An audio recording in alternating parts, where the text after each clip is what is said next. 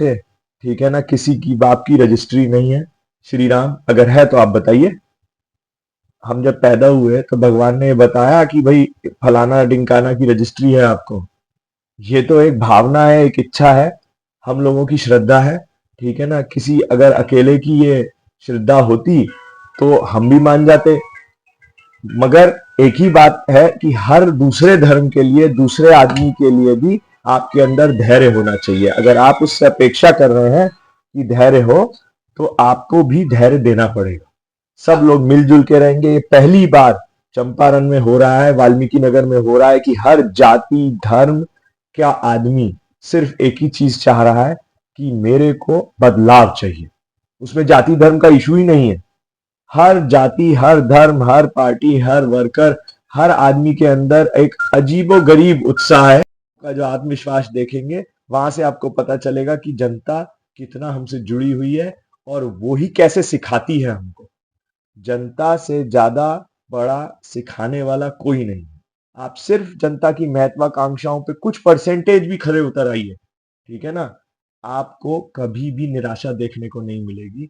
जनता की हजार दिक्कतें हैं। आज नौकरियां देखिए, कितना सारा सब लोग बोलते थे कि नौकरियां नहीं मिलेंगी, बिहार में नौकरी नहीं हो पाएगी, और तेजस्वी जी ने नौकरियों वाला ऐसा चमत्कार करके दिखाया कि अभी भी उस वो जो क्रेडिबिलिटी है वो ये एग्जिस्टिंग सरकार बिहार में नहीं कर पा रही है। पेपर लीक हो रहे हैं एग्जाम के, ठीक है ना। स्कूल के टीचरों को देखिए, सरकार और स्कूल टीचर में झगड़ा ही नहीं खत्म हो रहा है, बच्चों और टीचर में झगड़ा कैसे खत्म होगा। करी है कि हम राजद को लेटेस्ट जो वर्जन होता है, जैसे आप देखते हो कि नया मॉडल आया फोन का, नया मॉडल आया गाड़ी का, ऐसे नई राजद, नया मॉडल, नए भविष्य के नौजवान की और महत्वाकांक्षाओं की राजद को हम लोग ज्वाइन कर रहे हैं। और उसके बारे में उन्होंने हमसे कुछ अपना विजन डिस्कस किया है, हमने भी अपना विजन डिस्कस किया, और वो सबके सामने रखेंगे कि हम किस तरीके की, नए तरीके की राजद को हम लाना चाहते हैं बिहार में।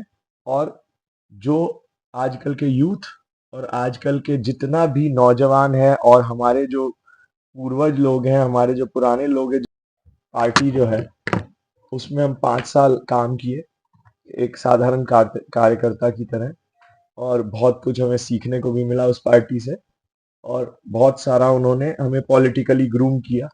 मगर किन्हीं कारणों से भारतीय जनता पार्टी का जो कार्यकर्ता है वो हताश रहा, और इस वजह से मुझे ये कदम लेना पड़ रहा है कि मेरे को राजद छोड़ के, राजद नहीं, भारतीय जनता पार्टी को छोड़ के राजद को ज्वाइन करना पड़ रहा है। और अपने से अलग लगभग लगभग कर चुके हैं। मगर हमने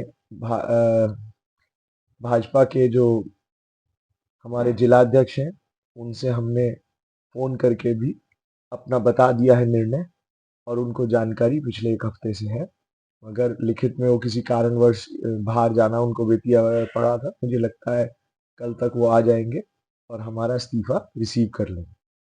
वो 7 तारीख को 12 बजे बगहा में आ रहे हैं, उनका आगमन हो रहा है। और बगहा में जो हाई स्कूल है उसके बगल में हमारा जो नरईपुर हाई स्कूल का फील्ड जो है, उसके अंदर ही हम लोगों का आज 7 तारीख को एक बहुत बड़ी महारैली हो रही है।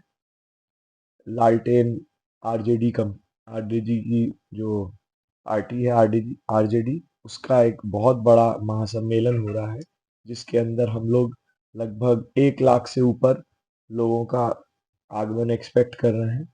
और उसका मुख्य उद्देश्य उस महारैली का ये है कि सब जितने भी आज यूथ है, बहुत सारे अदर पार्टियों के कार्यकर्ता हैं, और बहुत सारे लोग जो किसी पार्टी से पहले एसोसिएट नहीं होते थे, हजारों की तादाद में उस दिन लोग आरजेडी पार्टी को ज्वाइन कर रहे हैं।